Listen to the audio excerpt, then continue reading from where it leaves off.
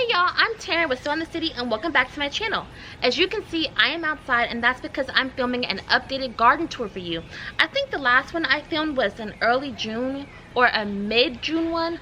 Either way, this is an updated one and we are officially in July, okay? So I want to show you what's going on in the garden in July. I have some fun things to show you that I'm really excited about. Let's get going.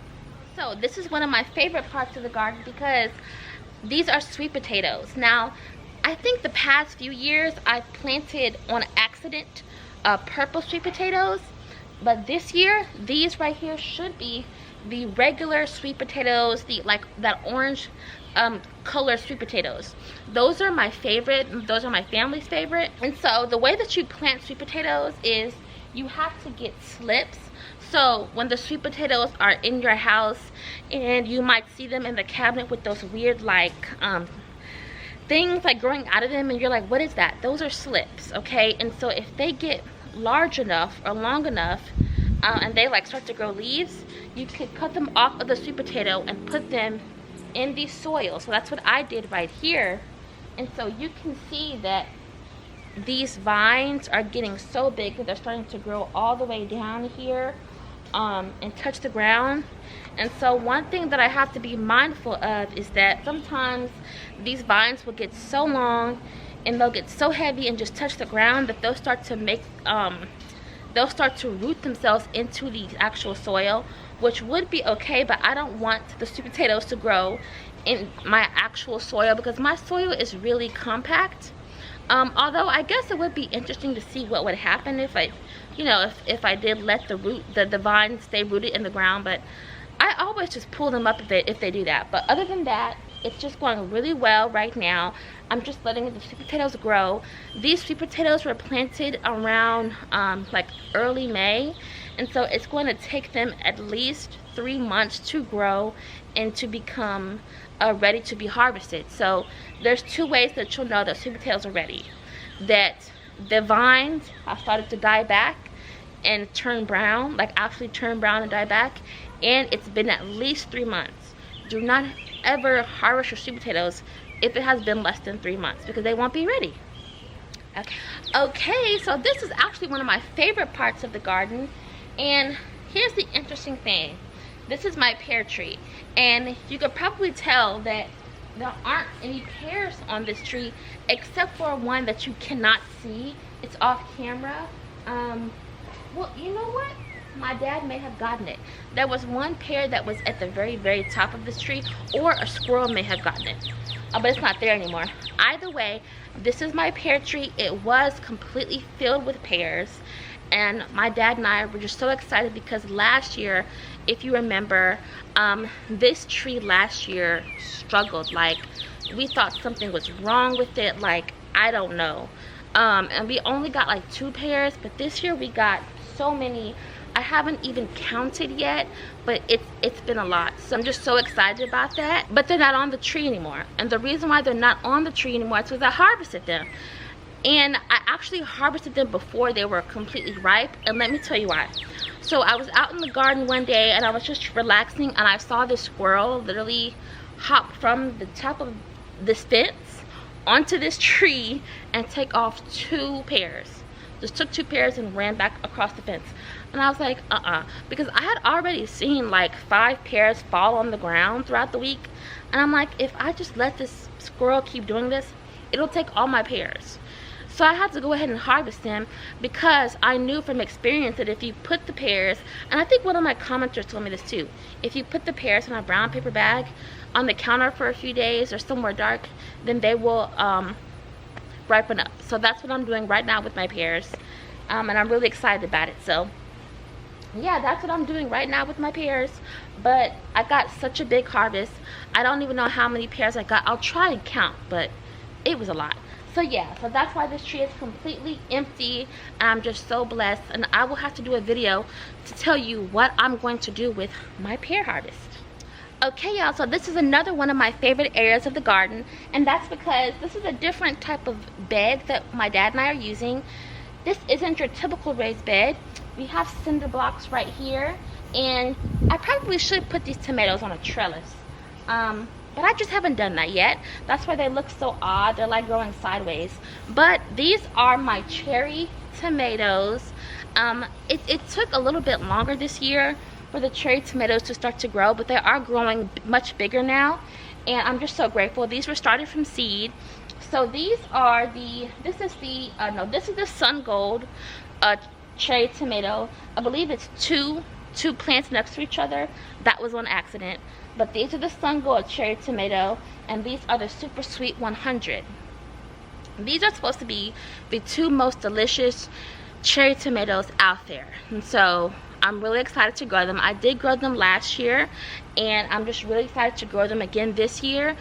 These are the only two varieties of cherry tomatoes that I've ever grown, so I can't really compare them to any other cherry tomatoes because I've only tried these two, but I can tell you they are absolutely delicious and so full of flavor. The super sweet 100 is very sweet, like exactly how it sounds like, and the sun gold is a mixture of like sweet and a little bit of tangy. I really like that one. So, and they're just so beautiful, like the colors of them are so beautiful. So I will try and get them on a trellis, because I do realize it would you know, probably grow even better if it was on a trellis. But I'm so happy with it, and it's finally getting blooms and flowers, so hopefully we can get it to be pollinated. Okay, and so this section here, I know you can barely see me, hi. This section here is my okra and my sunflower. Now I also did plant, you can't even see this, I'll have to zoom in on this, but I did plant something right next to the okra that I don't know if I should have planted it, but I did it anyway because I was just doing something on a whim. I planted butternut squash right next to the okra. It's just now coming up to look like a seedling. I don't even think I'll have time to really grow it, so you know, that was just me doing something on a whim. But right now you can see my okra, 2 okras, and these are 2 sunflowers. This I believe is the Velvet Queen variety. It's a very beautiful dark red flower variety of sunflower. So that's what this is, and it's getting so tall that it's starting to cover, I mean, like, you know, get taller than this camera lens. So I'm excited about that. The flowers haven't shown yet, but I think they will be here at least by the end of the month, so I'm really excited about that. But my okra, if you were joining the channel last year, you'll know that my okra last year was so tall, but this year it's taking it a while for it to get as tall. And I think that's because of 2 things. I think that there's this plant that's off camera that you can't see, but it's like a very tall plant that's as tall as my fence, and I think that is adding lots of shade that is affecting the amount of sunlight that this okra is getting. And I also think these 2 sunflowers are affecting the light that the okra should be getting, and so it's just taking it a while to get as tall. And so yeah, I should have thought about that before I planted this okra, but I didn't, and that's okay. So the okra is actually producing, but it's just not as tall, so it's just one of those things. I might plant the okra another area next year and just make this full of flowers. I don't know, but it's okay. But I have gotten a few little harvests of okra actually, so believe it or not, I have gotten some okra, and I am hoping that maybe by the end of this summer it does get bigger, but that's just me hoping. So now we are looking at one of my raised beds that my dad built. This is one of my favorite raised beds, but I will tell you, things are growing like out of control in these 2 beds. Yeah, things are growing completely out of control in these 2 beds, but in a good way, not a bad way. So I planted in this particular bed that you're looking at right here, I planted at least 5 tomatoes, I think, and 1 basil plant. And I'll give you a closer look while I'm talking, but these plants are so beautiful, but growing out of control. Again, in a good way. I'm very grateful for them, but we've had to trellis them, and I wouldn't even say trellis them because, well, yes, we did. We did try and put some cages around these tomato plants, but they've actually grown like outside of those cages, and so my dad has had to get some wire and actually like wire some parts of the tomato up so that it doesn't topple over. And I know that that wouldn't have happened if I had pruned my plants, but again, I really like how they grow crazy wild like this. I don't know, I just love how I just love it. So that's what it's doing right now. And I have so many tomatoes. In my previous video, I got 60 tomatoes out of the tomato plants in these 2 beds alone. 60. So I'm just so grateful for them. And all of these tomatoes in these 2 beds alone are beefsteak varieties. Now, I know that I had some issues with the labeling, but like I said, when you plant things so fast, you completely misplace the label sometimes. But I know I'm doing Cherokee Purple. I think I did Abe Lincoln. I also think I did Black Beauty, but I'm not sure if that's one of these. There was one Italian Heirloom or something like that. Italian Heirloom, something like that. But I do know that all of these are big beefsteak varieties, and they are so beautiful. They are so beautiful, and I have tasted a few. I made some tomato sauce today, and it was so good. So they're just so beautiful, and I'm just so grateful. And everything, when you companion plant, that also helps them to grow so crazy wild. Companion planting helps a lot, and also planting in raised bed with good soil also helps a lot. So that's something that I am realizing, and I'm just so grateful. So let's look at this bed, which I talked about briefly a little bit, but I'm going to show it to you. So this bed, again, is just completely filled with tomatoes. The previous bed has 5 tomato plants in it. This bed right here has 6 tomato plants in it, I believe. Yeah, I think it's 6. So we recently got a lot of rain, so some of the leaves are a little bit yellow, and that's okay. But I do want to make sure that it doesn't get overwatered. So that's why I didn't water it yesterday or today, because we were supposed to get more rain this week, either 3 or 4 days of rain this week due to the hurricane. Of course, we're not going to get the actual hurricane. We're just getting like the rain from it. But so yes, I just want to make sure that, you know, it doesn't get too much water, because we already had lots of water, a lot of rain last week, and then we're going to have some rain this week. So that is a concern, but everything is growing so well. As you can see, this bed is just completely just like taken over with tomato plants. Again, all heirloom beefsteak varieties. I'm just so happy about them. One of them is the Cherokee Purple. So I have harvested some of those, but I haven't actually tasted them yet. And I promise you I will. I'm just waiting for them to, you know, to get a little bit more ripe so that I can eat them and you know, taste them and show them to you. So I'm really excited about that.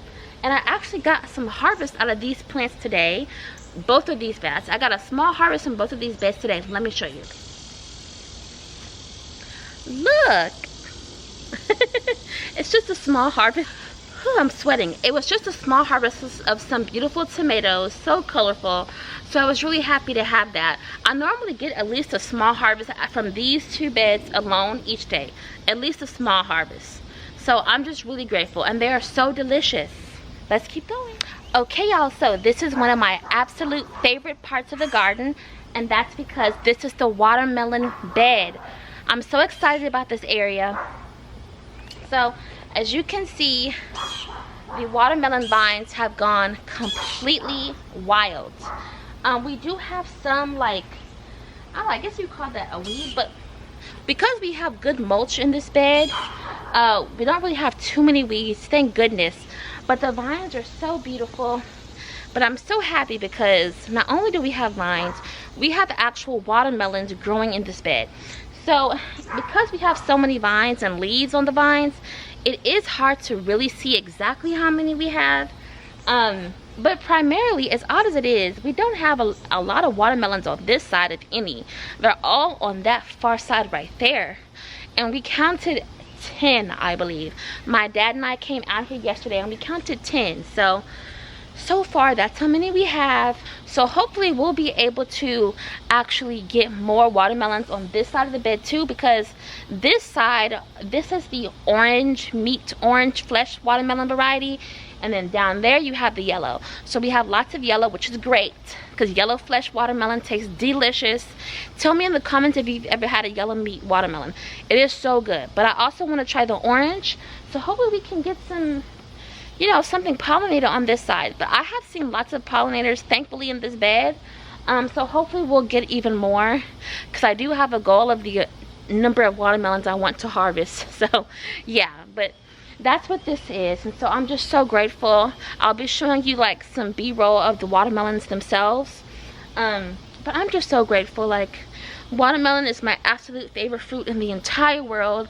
So to be able to have watermelon growing in my garden and to hopefully get an abundant harvest, I would just be so grateful. So now I want to show you my cucumber bed. So okay, I've said it before, this cucumber bed really is it has a mind of its own. I have at least 3 or 4 volunteer plants in this cucumber bed, specifically the zinnias. I have some yellow zinnias, some pink zinnias. I have that beautiful 12-foot tall sunflower that's too tall to even show all of it on this camera. So it has a complete life of its own. And then I have cucumbers in the midst of all of that I planted myself. And the cucumbers are doing okay. We've gotten abundant of harvest. However, I did notice something like 2 or 3 weeks ago. I noticed that whenever I would come out here, I would see what looked like squashed vine borers. And I'm like, why do I have squashed vine borers on my cucumbers? Like, they're not even cucumber beetles, they're squashed vine borers. Anyway, long story short, I realized that there's a volunteer squash plant in the cucumber bed. I promise I did not plant this. Well, okay, I planted squash last year, so I guess an extra seed germinated and now it's growing this year. So now, because of that one squash plant, we have squash vine borers. I come out here often. They're not going too crazy, but sometimes I do see them, so I just kill them with my soap and water spray. But that, yeah, like I said, this bed has a life of its own. So lots of volunteer plants, sunflowers, beautiful zinnias, and a squash plant. I did get 1 squash though, so that's fun. But yeah, that's just something that we have, and it is what it is. But so far we're still getting harvest, and I am very grateful. But because there's so much going on in this bed, I normally have to ask my dad to help me like in the evenings, look for not watermelons, cucumbers, because there's so much going on in that bed that it's hard for me to even look for cucumbers. Honestly, I wouldn't have. And I also have nasturtiums in this bed that I planted. I was only expecting to have the nasturtiums and the cucumbers, but because of all the other volunteer plants in this bed along with that, it's like crazy. So I do have to ask my dad for help sometimes, just like going through that bed, looking through the bed. So, but we have gotten lots of cucumbers, you know, even though we've had those pests. So I'm very grateful, and hopefully we'll get harvest throughout August. So this is my dad's bed, and he has 4 plants in this bed. He has a jalapeno plant, a green bell pepper plant, and 2 tomato plants. The tomato plants are Cherokee purple, I believe. Now his plants are doing so well, but he does not come out here and harvest his plants enough. Well, he does come out here when he can, but he has an abundance of harvest that he really could come out here like so much more often and he could get something every day, honestly. So it's really cool though that he has so many plants, so many harvests that he can get off of his bed, because first of all, peppers can be hard to grow in general, especially when you're trying to germinate the seeds. And once you germinate seeds from a pepper plant, it can take a long time for it just to grow and get mature and to produce. So the fact that he has so many plants to harvest off of his 4 plants, 2 of them being peppers, is just so cool. Okay, so this is the next bed that I want to talk to you about. So this bed is doing decent. I will say decent. And I say decent because even though, first of all, these are green beans that you see here. These are green beans. Something is eating at them, and I think I know what it is. It's just one of those pests that it looks like a ladybug, but it's not. Anyway, it's that pest. And my dad and I do spray this bed. It's gotten better. The plant has continued to grow, so it hasn't been getting eaten as much often, because my dad and I are spraying it with our homemade soap spray. But some of the leaves did get eaten up, and it is what it is. So I haven't gotten any green beans off of the plants yet, but I'm not panicking too much because the vines are growing. The vines are growing, and I do fertilize my plants like once every 2 weeks, and I would fertilize it again, but like I said in the previous clip, we are expected to get quite a lot of rain this week, at least 2 to 4 days, so I don't want to water too much. And when I fertilize, I have to put the liquid, it's a liquid fish emulsion fertilizer that I put in the water and then water the garden, so it's like that. So I haven't done that this week, but I do fertilize on a regular schedule, so I do think that we will get some green beans. I just think it's taking a little bit longer, and that's okay. But it is my goal to at least get one harvest of green beans before the summer ends, so that would be great because I love to cook with them. And my dad doesn't like green beans. Well, I think he likes them, but he doesn't like them enough to grow them. But I've said in a previous video I was gonna plant squash in this bed, but then I realized the squash were already getting eaten up by the squash vine borers, and I just gave up. I was like, you know what, not this year, don't feel like dealing with it. So I just took the squash out. Reluctantly, I took them out and put the green beans in. And so, yeah, I would like to get at least one harvest from the green beans. And I should. But I would like to plant squash. Actually plant squash myself. Maybe next year. But I have to look up another variety of squash that may not be so easily prone to like the pest. So if you know of any squash plant that you could plant in the south that can like kind of survive all of this weather and pest issues, let me know in the comments. Let's keep going.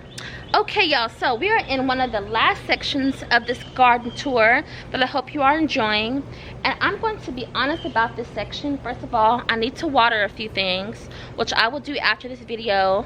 Some peppers down there, but this section is a section of like lessons that I'm learning, because I have realized that some things are doing pretty well and some things aren't. One thing that I have realized is that if I'm going to plant in grow bags, I want to plant in grow bags that are at least like 10 pounds. I have some grow bags that are like these right here. These are in like 10-pound grow bags, and they're doing like the best out of all of them. These right here, that's because they're in bigger grow bags. If you're gonna plant anything in grow bags, especially tomatoes, you might want to use your 10-pound or more grow bags, because tomatoes are just very needy plants that they need lots of nutrients, lots of space, lots of soil. And so I am realizing that some of the tomatoes that are in like the 5 or 7-pound bags aren't doing as well as those that are in the 10-pound grow bags. And so that's just a lesson that I have to learn myself. Like this one right here, this plant right here, I mean, I might as well pull this one up right there. It's pretty much like halfway dead. And I think the grow bag that it's in is just too small, just way too small, and it needs more space because nothing else is different. Like the soil, I replenished the soil before, like all of these grow bags replenished the soil, compost, worm castings, a little bit of peat moss, fertilize every 2 weeks. So it's really just the difference in grow bags that I have noticed. So that's something that, you know, I am aware of now, but that's okay, because it's just like things that I won't know until I try. So that's a lesson that I'm going to use for next year when I grow. It's like the grow bags need to be 10-gallon or more. So like you can barely see them, but these big ones right here, 10 gallons or more, if I'm going to plant peppers or tomatoes in grow bags. But some of them are doing really well, as in the plants look luscious and green. Now these tomatoes are pruned. I keep them pruned. I do everything the way they're supposed to do, like prune, no leaves touching the soil, all that good stuff. But it's so funny because these haven't produced as much as those that aren't pruned. But like I said, hopefully we'll get some harvest on these soon. I just think because of the grow bags they're in, they took a while to get as big, and now that some of them are pretty decent size, I just think that maybe it'll take some time for them to get pollinated. They need more blooms on them. So that's something I'm just like, So it's just one of those things. Hopefully we will get some more tomatoes on these tomato plants in the grow bags. And if I do find at the end of the summer that I really didn't get a lot of harvest from these tomatoes in these grow bags, then I have to think about, okay, maybe I should just not plant tomatoes in these grow bags. Maybe I should plant them in different ways, like only plant them in the raised beds, because they're literally doing amazing in the raised beds. So it's just a lot of learning lessons and a lot of things that I'm taking note of. And hey, that's how we learn as farmers. We you know, learn some things, see things, and change things for the next year. But yeah, this area is actually doing decent. I just haven't gotten that many harvests from the tomato plants in this area, but I have gotten harvest from the pepper plants in this area that I need to water, that I would do right now after this video. I have gotten some harvest from the pepper plants, and I think that's something I can be aware of. With my pepper plants, the only thing that I will say is I should have topped my pepper plants off much earlier, because when you top your pepper plants off, they will grow more bushier, and some of my pepper plants are more like elongated, and that's my fault again. So I think I will do lots more peppers in this area next year, and maybe a few tomatoes. But again, it's all up for like interpretation of just going through the end of the season and seeing what happens. So this is another one of my absolute favorite sections of the garden, and that's because these are my this is like my pollinator flower section. I have so many flowers along this fence line that you can't even see them. But I have 3 echinacea plants that were started from seed. Oh my goodness. Some of them are like almost as tall as me. They didn't quite get as tall as me, but they're like almost at eye level to me, these echinacea plants, and the bees love them. I am so very grateful. I'm so grateful for everything in this garden. This section it's just so beautiful. I come out here and I'm so amazed at this section. And I also have some herbs in this section. I have 2 different kinds of basil. One of them right there. I have some sage. My sage is doing pretty well. I would like my sage to get more like bushier, but I think it's doing pretty decent. And I have some milkweed that's off camera, but I'll just show like a B-roll clip of it. You can see a little bit of it right there. And I'm just so happy about this. So I have some herbs. I want to get more herbs though. I want to try and plant more herbs throughout the garden, well, throughout this fence line. Right now I have some basil, sage, lemon balm. I think I had oregano, but I'm not sure. I know for a fact I have lemon balm, basil, sage, and I want to get more. I want to get oregano, thyme, and dill. So yeah, I'm really excited about that. But yeah, that's my fence area, and this is my favorite part of the garden, because if I didn't have this section, I wouldn't have the pollinators that I need to pollinate the garden, and that's really important. And I can't forget about that huge sunflower back there. I certainly wouldn't have anything to grow in this garden if I didn't have that really big sunflower back there. So I'm super grateful for that. Super grateful for that. But yeah, y'all, that's the video. I hope you thoroughly enjoyed it. Yeah, so this was the early July garden tour. I still have some things that I need to learn for next year, but I'm super grateful for this garden, and that's what I have for right now. And don't forget, I'll still have more recipe videos coming for you. Lots more juicing videos since we're in the summertime. Just more recipe videos and garden videos and all that. So I hope you thoroughly enjoy it, okay? Don't forget, no matter how stressful your day is, remember, just keep sowing.